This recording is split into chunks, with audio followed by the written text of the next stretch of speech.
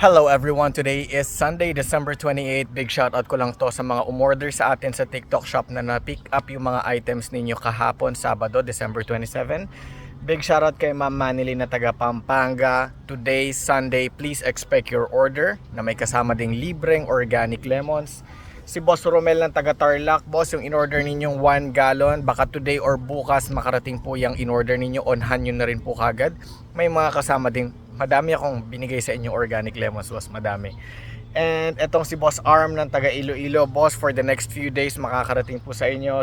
Si Ma'am Angel ng taga Lanao del Norte. At saka si Ma'am Nessa ng taga Lanao del Sur. Please expect it mga Tuesday or Wednesday bago po makarating sa inyo. This is just a quick video, quick update po para sa inyo.